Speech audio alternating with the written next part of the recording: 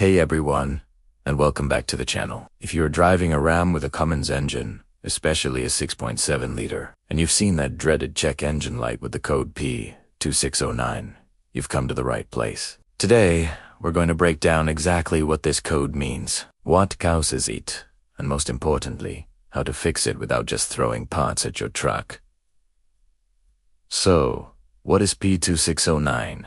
The official description is intake, air heater system performance. In simple terms, your truck's computer, the ECM, has detected a problem with the grid heater system. This system is crucial for cold starts. It is essentially a big toaster element in your intake manifold that warms up the air before it enters the cylinders. This helps the diesel ignite easily in cold weather, reducing smoke and making startups much smoother. When the system isn't working correctly, the ECM logs this code. You'll most likely notice this issue when the temperature drops. The most common symptom is a hard start or a no-start condition in cold weather. You might also see excessive white smoke from the exhaust on startup, which is just unburnt fuel. Your wait to start light might flash or not stay on as long as it should. And of course, the check engine light will be on your dash. In warmer weather, you might not even notice a problem besides that light, because the grid heater isn't needed. Now, let's get into the causes.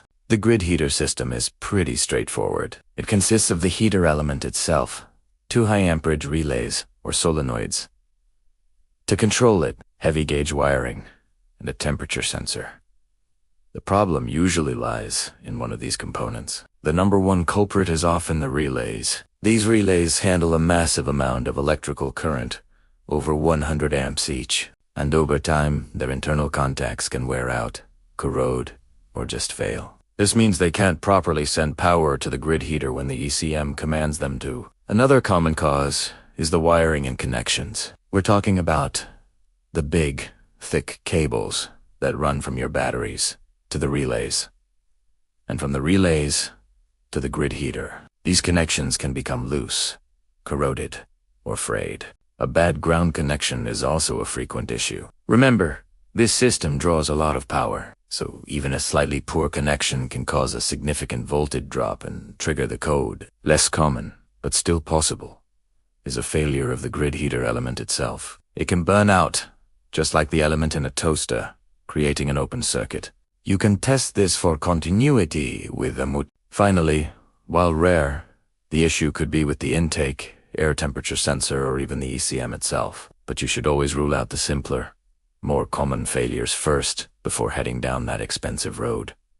So, how do we diagnose and fix this? First, do a visual inspection. Pop the hood and look at the grid heater relays, which are usually located on the driver's side, fender near the battery. Check the main power cables and the smaller trigger wires for any signs of corrosion, melting, or looseness. Make sure the nuts holding the cables are tight. Follow the large red cable from the relays down to the grid heater on the intake manifold and inspect that connection to. Next, you'll want to test the relays. This is where a multimeter is your best friend. With the key off, you can check for continuity on the control side of the relay. To truly test it, you need to see if it's sending power when it's supposed to. A good method is to have a helper turn the key to the on position on a cold morning while you check for voltage at the grid heater post. You should see battery voltage for a few seconds as the heater cycles. If you hear a click from the relays but see no voltage at the heater, one or both of your relays are likely bad.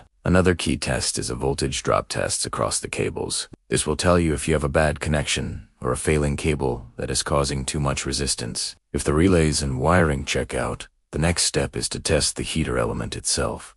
Disconnect the main power cable from it and use your multimeter to check the resistance between the post and the engine block ground. A good heater will show very low resistance, close to 0 ohms. If it shows an open circuit or infinite resistance, the heater element is bad and needs to be replaced. In most cases, replacing the two grid heater relays will solve your P2609 problem. They're relatively inexpensive and a common failure point. When you replace them, make sure to clean all the cable ends thoroughly with a wire brush to ensure a perfect connection. Applying a bit of dielectric grease can also help prevent future corrosion. So, to recap, check your connections, test your relays, and verify the heater element itself. By following these steps, you can accurately diagnose the P2609 code and get your Cummins starting smoothly in the cold again. I hope this guide helps you out. If it did, please hit that like button and consider subscribing for more diesel tips and repair guides. Got a question or a story about this code? Drop it in the comments below. Thanks for watching, and I'll see you in the next one.